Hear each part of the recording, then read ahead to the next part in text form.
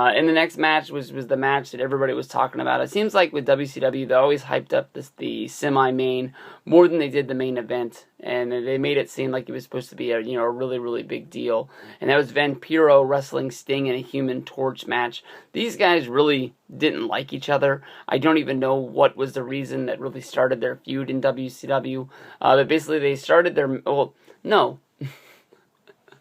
Okay, Sting.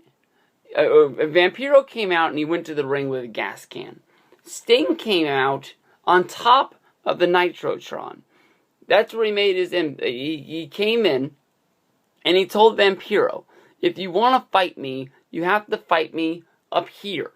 So he called Vampiro out. So as Vampiro got out of the ring to come up and fight him, Sting rappelled down the side of the Nitrotron and they repeated the fight on the set and build their way back down to wrestling in the ring.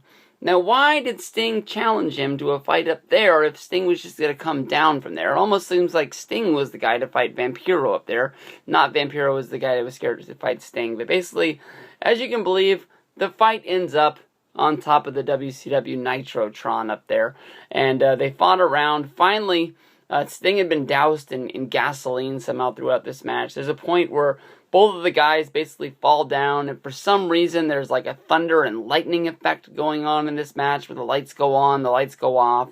They sort of flash like there's some thunder going off inside of the arena, like some demons are loose in there. I have really no clue what is going on in there. It really made me think of like the Dudley Boys versus Dudley Boys versus LAX in the electrocution style cage where like they would throw each other into the cage and then they would have the sound effects go off inside of the impact zone.